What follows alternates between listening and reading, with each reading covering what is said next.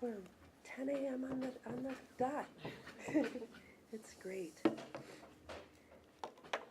Well, I want to start by thanking all of you for being here today to tell stories and this roundtable about hands-off Medicaid, and I'll say a little bit more about that shortly. But Jeannie, I want to thank you for bringing us to Curative Connections, allowing us to use this facility and telling us a little bit about what you do here, as well as how any potential cuts to Medicaid would impact the people you serve and the people you employ.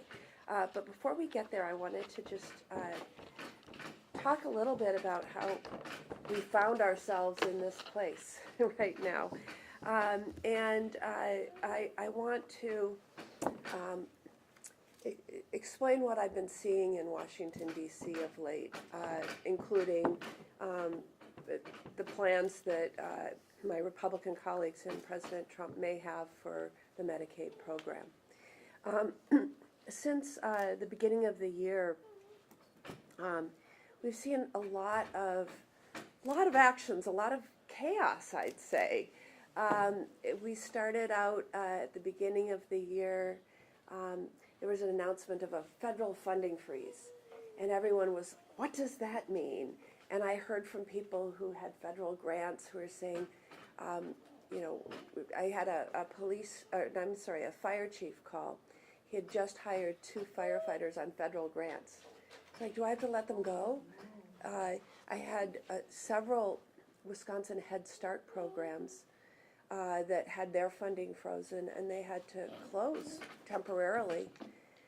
And hundreds of families had no place for their children to go for care. We had some massive layoffs.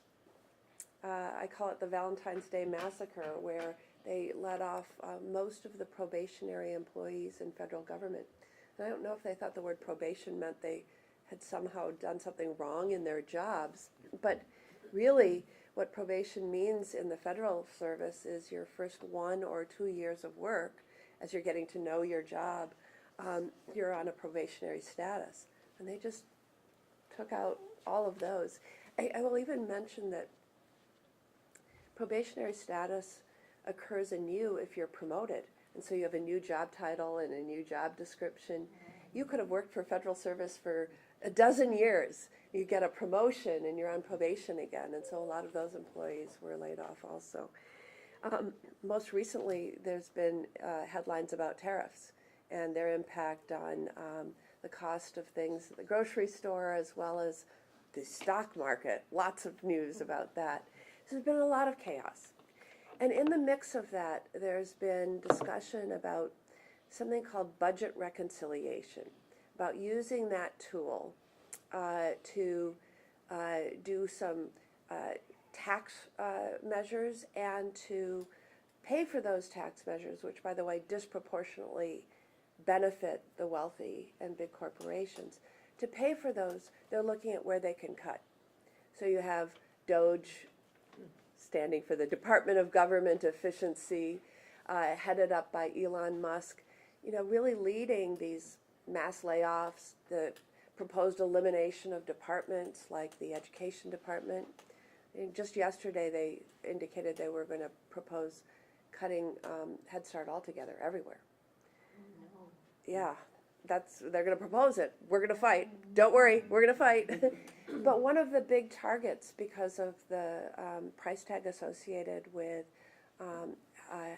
Medicaid, is Medicaid. And they have set in motion a process to look at cutting as much as $880 billion out. It's almost $1 trillion out of Medicaid. And that would be devastating as applied across the country. And so I wanted to have you here to tell your stories about how you've interacted with Medicaid. And for people who are watching on TV, watching on the news, or learning about this, most states have different names for Medicaid. So here, most people have heard of Badger Care. we're the Badger State, of course. We have Badger Care and Badger Care Plus. And so a lot of children who are on Medicaid know it as Badger Care. We have Medicaid waiver programs like Family Care and IRIS. So all of those, you hear these different words, but we're all still talking about Medicaid. And I believe that we can fight back against these proposed cuts successfully, or at least make them much less severe than is being discussed. And one of my sources of hope is the last time we were faced with these challenges, they were going to take away the Affordable Care Act, which of course has lots of implications on Medicaid too. And just because people, like everyone at this table, told their stories, some wrote letters, made phone calls, rallied sometimes, all of those things combined helped us successfully fight back. And so I'm hoping that we'll be able to do that again, and I'm just really grateful for your being here to share stories, share your experience, and educate others in the process. So I'd love to just go around the table and have us share stories. I forgot to share my own, and that is that my own mother was on Medicaid, and especially in her last years when she needed skilled nursing care. There's no way she would have had a safe roof over her head if it weren't for Medicaid stepping in. She had Social Security, she had a tiny pension, and because of that she qualified for Medicaid to help with that care. And it covers a lot of, a third of all children, 8 million seniors, 15 million Americans with disabilities. It's a powerful and important program. So, I think we start with Megan. Is that all right? Okay. Hi, my name is Megan, Megan Reel. I'm a state certified peer support specialist since 2020. I currently work as a CPS at the Gathering Place in Green Bay. I've been What's a CPS? A certified peer support specialist. Yes, thank you. I'm gonna get us out of acronyms. Although I think IRIS is an acronym and I don't even know what it stands for, so sorry about that. I can't keep up with the IRIS. But yes. But I've been working in nonprofit management over the last 5 years, involving community-based programs for addiction, mental health, homelessness, poverty, etc. But I am also a member of the recovery community. I'm diagnosed personally with substance use and mental health disorders. Before I became a peer support specialist, I received the very same peer support services in the beginning of my treatment process, which is why I believe it's an essential service to offer our community.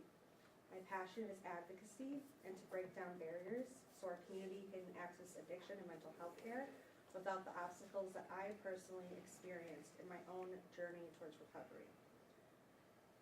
So, I am a recovering addict with over 4 years in recovery. My life went from a seemingly normal high schooler to being thrown into the full-blown depths of addiction.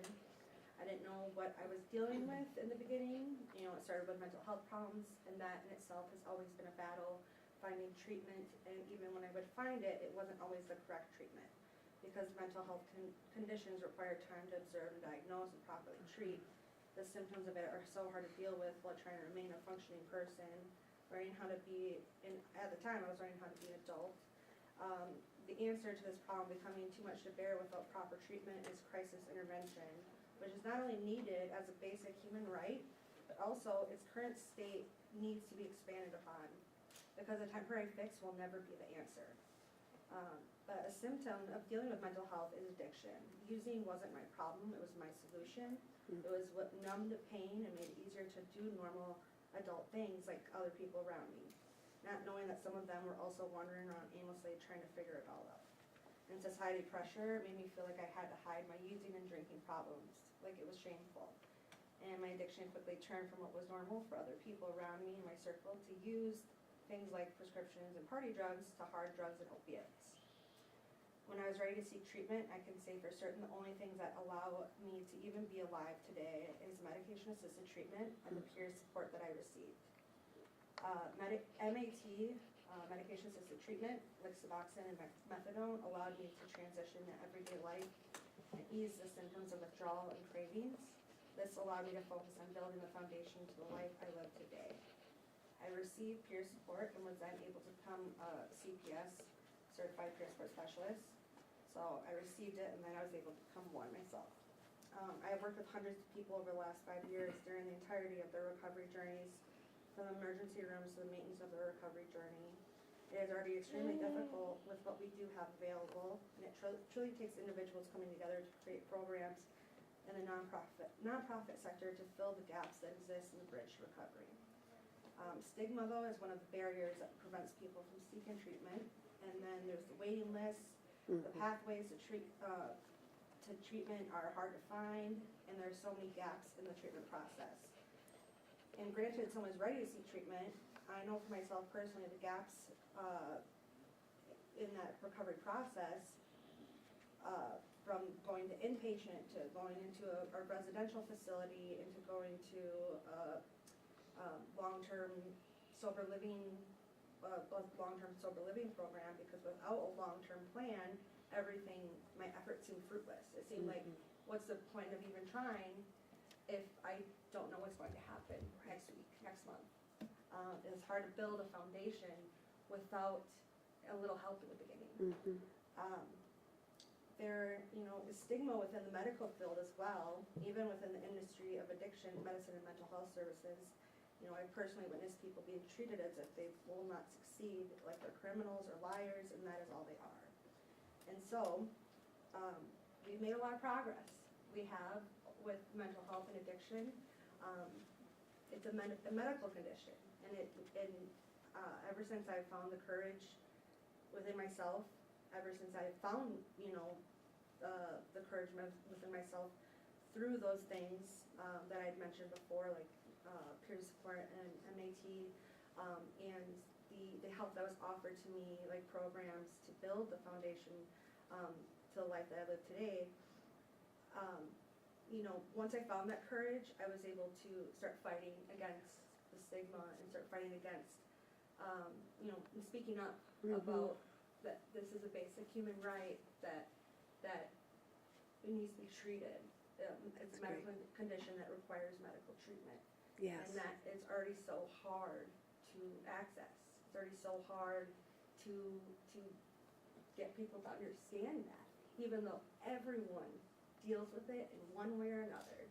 Even if you yourself are not an addict, I'm willing to bet everyone in this room knows somebody that is. And it is something that is so hard to talk about, though. And so, can you imagine trying to find, the treatment, trying to find a crisis management service? All of those things, they're essential.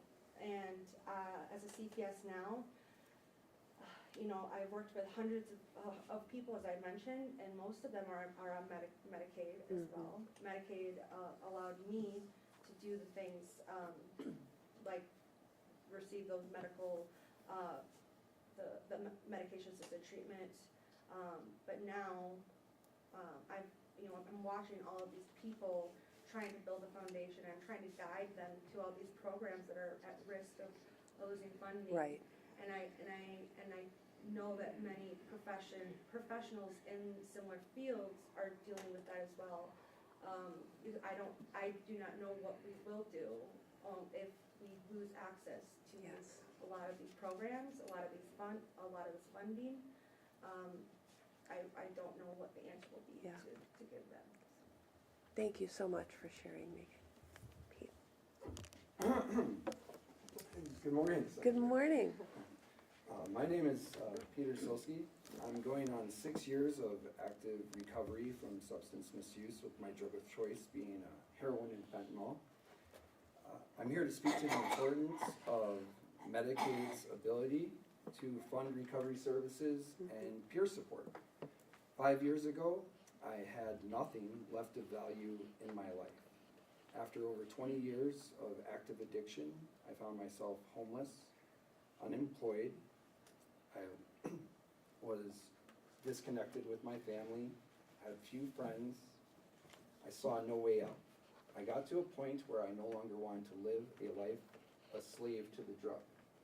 I intentionally overdosed, and paramedics were called and Narcaned me 6 times. I was also then brought in an ambulance over to St. Vinny's, our local hospital, where they administered Narcan, and then connected me with aftercare to Willow Creek, which is a mental health facility, to stabilize and to detox. From there, I then was connected with the Jackie Nitschke Center and completed inpatient and then IOP at Libertas. All of that because I was unemployed and I had no funding, was funded, I believe, by the Medicaid program. Yep. All of that made it possible. I would have had access to none of it at that time. Today, I am recovery coach certified and a homeless outreach case coordinator for the city of Green Bay. As I said, I've got 6 years of active recovery. I've helped hundreds of individuals in resource navigation to receiving treatment for their addiction as well as co-occurring mental health. I'm very concerned over the recent cuts to the Uplift program, 988, the ED2 recovery grant, and SOAR funding. We are still in the midst of an opioid epidemic, Yes. with approximately, the local PD getting approximately 5 overdose-related calls a day, many of them needing Narcan. Without Narcan saturation and resource navigation, as well as multiple pathways of treatment available, including MAT, I believe we will see overdose numbers reaching well above, in Brown County, well above the 50 that we experienced in 2022. Overdose deaths. Right. Last year, I believe the number didn't get over 20, and that's the approximation. The year before that, I know we had a record number of deaths, and most of that progress that we had made was due to Narcan saturation and peer support services being available. And we are making progress in the treatment of this and understanding it, but my concern is that we're making the progress, and if we fall back off of that, where's that gonna leave us? In my current position working with the homeless, I work with the most vulnerable of the chronically homeless every day in our city. I can say there already exist gaps in our healthcare system. I have a deep concern that funding cuts would turn those gaps into gaping holes that our most vulnerable of unsheltered will find themselves in a deep dark pit with no way out, seemingly. So yes, we need the Medicaid, we need the services, it's vital. Yes. I appreciate you for being an advocate and our champion. Thank you so much. All right, you're I'm next. so sorry to interrupt, just a quick reminder that we gotta keep our comments a little tight to around like 3 minutes, y'all did great. This is time for everyone, so thank you so much. So I am here to express my deep concern regarding potential cuts to Medicaid and the significant negative impacts these cuts would have on individuals like my daughter Hannah, who's 23, with Down syndrome. She lives and works in Green Bay. Medicaid is essential for providing her with the healthcare services and resources she needs to live a healthy and fulfilling life. Hannah's journey with Medicaid began at birth when she was born 3 months premature with a significant heart defect and Down syndrome. Utilizing Katie Beckett, or Tefra, Hannah was able to bypass months in the hospital and receive critical medical, therapeutic, and birth-to-3 services at home. Once she no longer qualified for Katie Beckett, Hannah was able to use Medicaid to continue therapies at school and obtain much-needed communication devices to assist her when communication with speech was difficult, and use the Children's Long-Term Support Waiver through Medicaid to have a fence built in our yard so that she could play safely and independently. Currently, Hannah uses the Adult Long-Term Care Waiver through IRIS to participate in needed day services, transportation, job coaching, and respite care.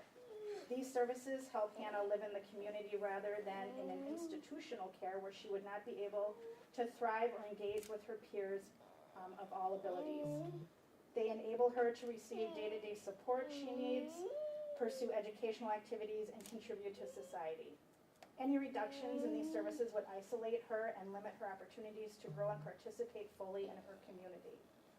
She also uses straight Medicaid to access health services for continued cardiology, arthritis, endocrine, and primary needs.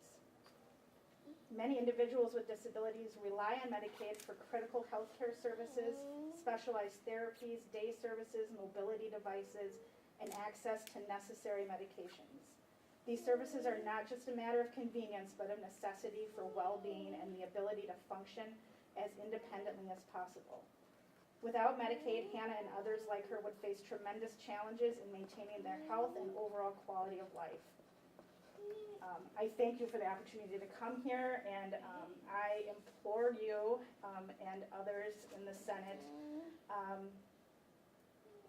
to consider the profound impact these Medicaid cuts would Yes. have on people with disabilities and their families.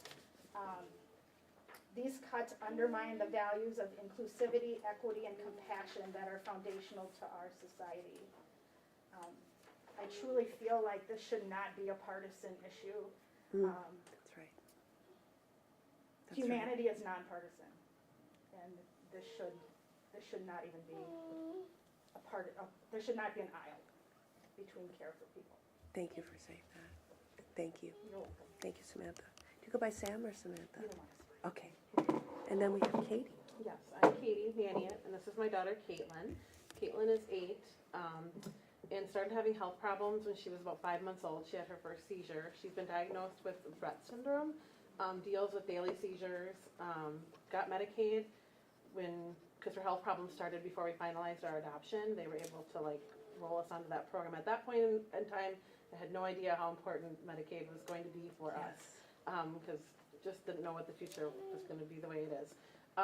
But it's been a huge blessing for our family, because around when she was about 1.5 years old, I had to step away from my job and become a single income family. My husband works, but that was a huge financial change for our family. And Caitlin spends lots of time in the hospital.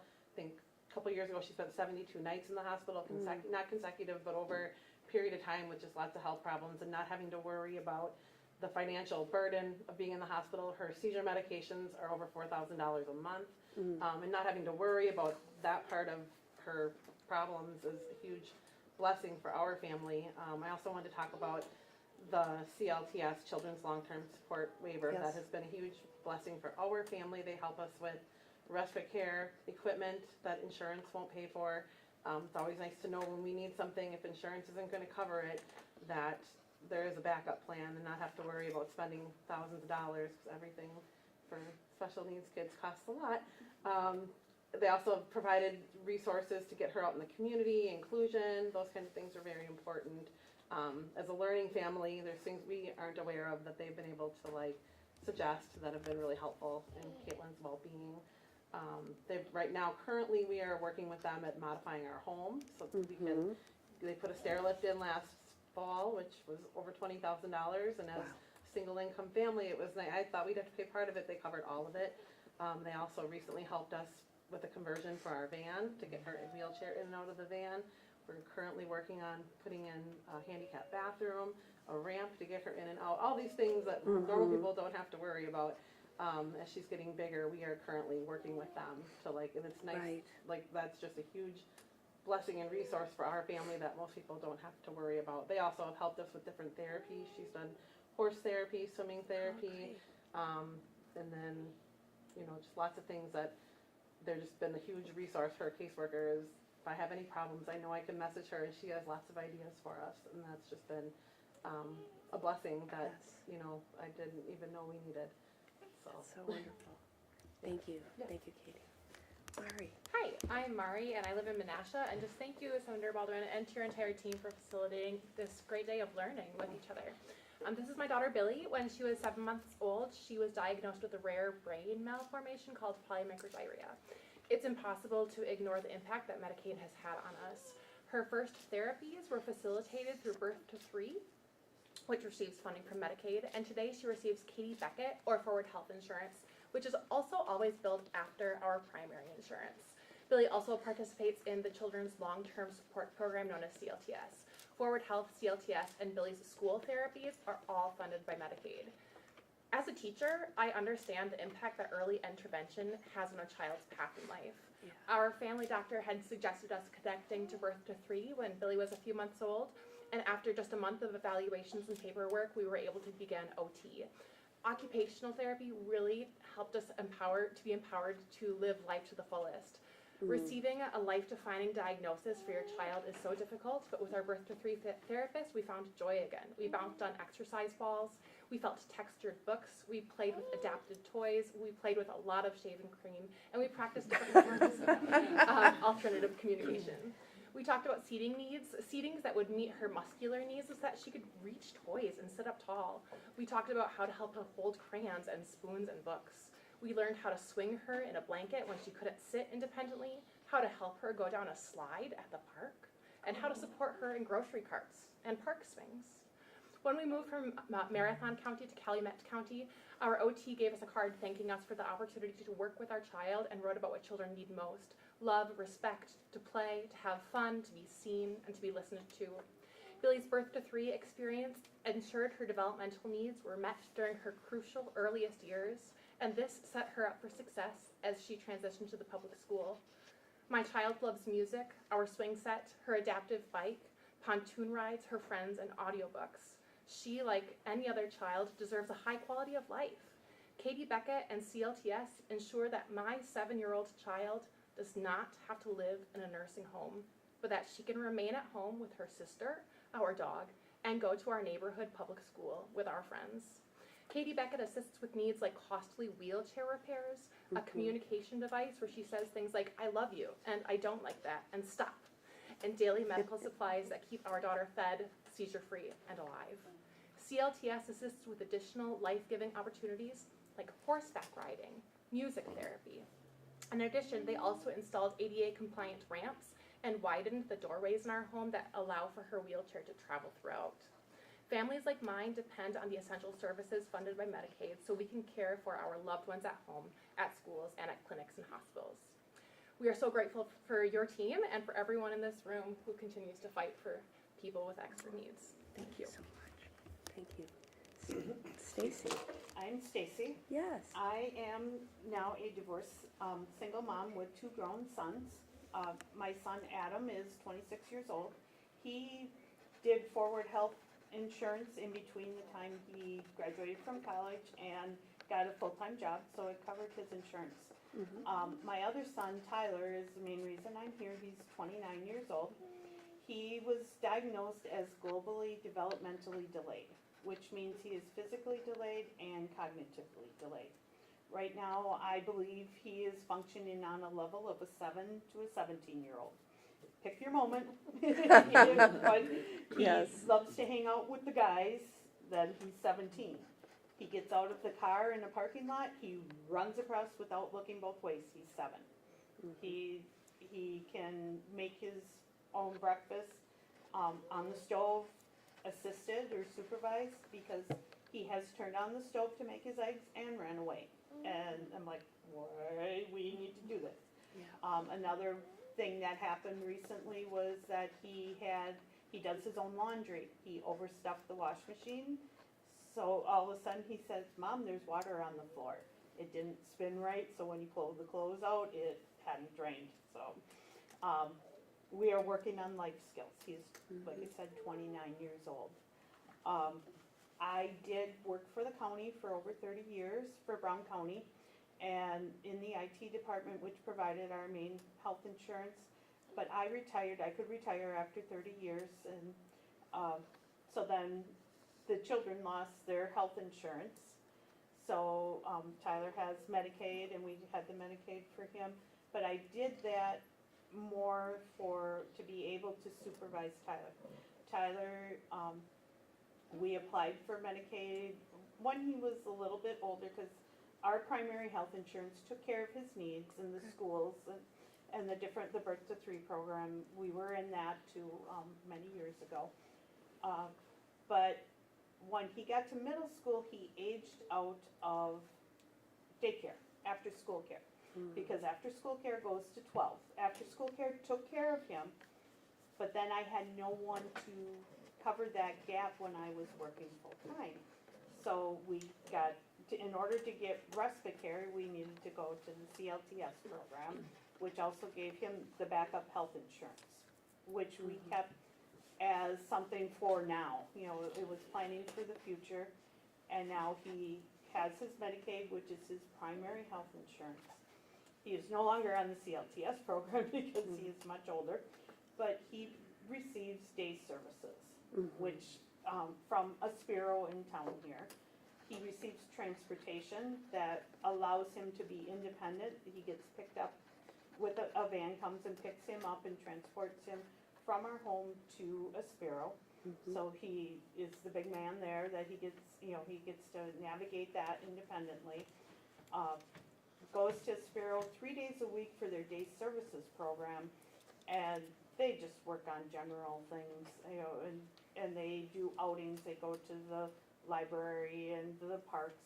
But then the other 2 days a week, he participates in their Building Fuller Lives program, which is one of their vocational programs. It is the one of the beginning. It's a pre-vocational. They work with them on job skills. So they go to the thrift stores in town and volunteer, and they go to the botanical gardens and pull weeds, and they go to Bay Beach and stuff corn into bags and fold towels. But it gives them training for the next step. They talk about filling out applications. He came home the other day and said, oh, there's a phone number missing on my information sheet. And he had to go and look that up and write it. I don't know if they could read it, because that's part of his disability, is that he has some physical, fine motor. He cannot tie his shoes, so he has Velcro shoes. And that all of those services are things that he receives. And with me retiring from my job, I am now on the Affordable Care Act insurance. So with all of these things, if we lose Medicaid, he loses his insurance. If we lose the Affordable Care Act, I lose my insurance. Who would insure us? Him with a disability? I'm a cancer survivor. Would anyone privately insure me? And so we are worried about all of these things. The other thing that I'm worried about, I go into a Spiro and see all of his friends. They have basketball during the wintertime. All of these people that volunteer, that work at a Spiro and volunteer their time, what will happen to them? And what is the devastation on our economy when Tyler doesn't have his health insurance and I have to take him to the ER if something goes wrong? And then all of these other people that don't have jobs, and what is going to happen to, you know, the surrounding community on all of that. So I believe I covered everything. Thank you, Stacy. Appreciate that. Next we have Miss Barb. Barb, yes. This is my son, Andy Young. Here's Andy's story. On August 3rd, 1988, my 10-year-old son, Andy Young, set off on his bike for the municipal pool in Manitowoc. There he was involved in a car bike accident and suffered a traumatic brain injury. His 4-month stay in the hospital was covered by Katie Beckett, Medicaid. He was still in a coma which lasted 7 months when I brought him home. He slowly began to respond to his environment and improved enough to attend school the following year in his new wheelchair, Medicaid. Andy lived at home with his older brother John and me with the help of Holy Family Home Care, Medicaid. At the age of 24, Andy moved to a group home in Green Bay. Medicaid, and family care. He has been attending cerebral palsy ever since. Medicaid, family care. Cerebral palsy has been a godsend, and he looks forward to going each and every day.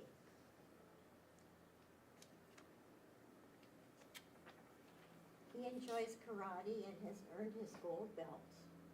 He is a master at Trivial Pursuit and the first one chosen when forming teams.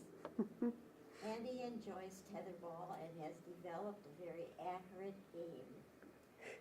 He loves music and knows the words to most songs and is able to sing along to music in his gross movement class.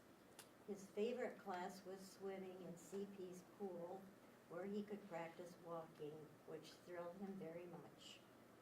However, he didn't pass his last swallow study, which made swimming prohibitive due to the danger of aspiration. Andy has bloomed at cerebral palsy. The friendships that he has formed are priceless, and he is thrilled to introduce me to all of his friends. Our yard was once full of kids for my boys to play with, but they all disappeared after Andy's accident. Now his life is full again. The socialization he has gotten at CP is invaluable. If cerebral palsy were not funded by Medicaid, he would probably have to move home. At 78, I would become his full-time caretaker, physical therapist, occupational therapist, art therapist, speech therapist, and social provider. These are the activities he gets every day at CP. Andy's story is a miracle made possible by great physicians who were able to work their magic with the help of cerebral palsy and Medicaid. Without those miracle workers, Andy's story would have been much shorter. Jeannie, thank you again for hosting us here. And you heard some powerful stories. I think you hear powerful stories probably every single day. Mm-hmm. But tell us a little bit more about Curative Connections. And some have already touched on it, but Medicaid not only helps pay for health care and for health-related services, but also employs people in jobs. Correct. Mm-hmm. Well, and first, Senator, I want to thank you for being here and really thank you for being an advocate for all of us. And it's complicated. I commend all of you for sharing your stories because that is not easy to do, but voices are heard and more voices need to be heard. So of the 7 stories that we have here, we could talk about another 400 people as members who attend and utilize our services, whether it be for aging, dementia, helping people with special abilities, transportation. So family care, IRIS, and CLTS is very important for all of us. So thank you for sharing your stories. Continue to do that and encourage others to do the same. On the other side, when we talk about workforce issues, and Megan, you kind of touched on this a little bit as far as the importance of direct care workers helping provide care. And a lot of you have already touched on that as far as the extra services that you provide, whether it be so you can go to work, so you can have that respite time, so you can go grocery shopping, all the basic things in life that make it just a little bit more challenging because you have a little more responsibilities at home. So, and we talk about that, so we employ, of the 38 direct care workers that we employ, and again, when we advocate for more money for family care, what we're looking at is to provide competitive wages for those folks who are helping as caregivers to help you as a caregiver. And when we take a look at that average pay being a little over $16 per hour, we advocate for all of our folks to say, we need to provide competitive wages. It's a workforce issue, so for a lot of people that might have to make the decision where I can't work, I need to stay home and take care of my loved ones. So then you're no longer working, so it's a workforce issue. So whatever we can do to also include that story in the importance of the wonderful work that these folks do to help you, to help your children, to help your, whatever that is at their stage in the life, to give them the social integration that we talk about, the importance of what that looks like, and to just live a better quality of life. So thank you for everything that you do, and we are hoping that everything that we can do, even with our fellow nonprofits, we cover a lot of bases, and by working together, we never have enough resources, right? So what we can do to work together to help everybody, and that might be a collaborative service where you're utilizing services at multiple agencies to do that, that's very important. And Family Care and IRIS rely heavily upon that funding. So thank you for being an advocate and hearing all of our stories, and we will continue to share that as much and as often as we can.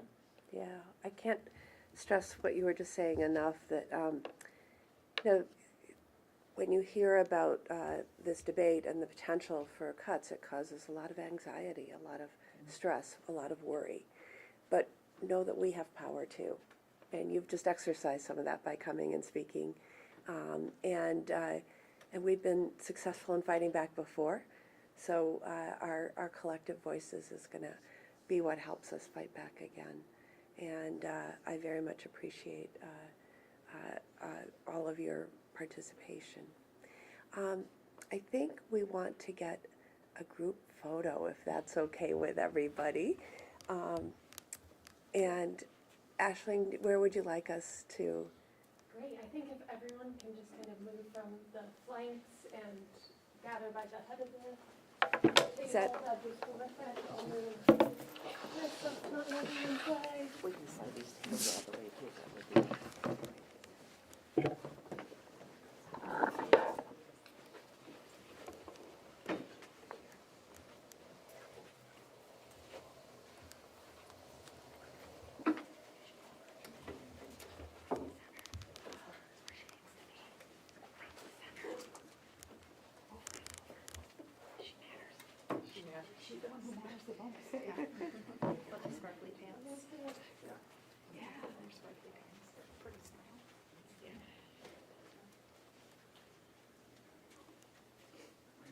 Barb, what is Andy's favorite category in Trivial Pursuit? He knows them all. We used to play. I always used to do geography. I haven't played in years, but that was my favorite. We used to play Trivial Pursuit before the accident, and he has remembered all of those answers. Is there enough Oh room? my goodness. We may need to scoot this table. You can just slide this out. Sandy, you grab that. Sweet.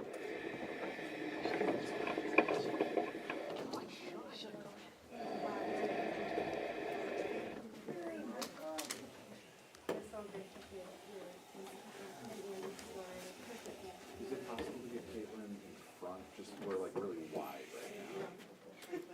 Yeah.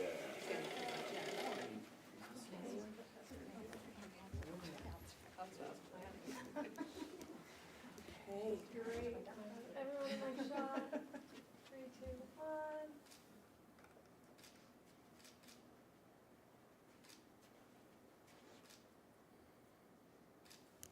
Okay. Great. Thank you so much. Thank you. Thank you so much for your time and all your efforts. And I worked for part-time for CLTS, Cisco. That's my break for running. Yeah, we'll probably sign here if that works. Yeah, that's good.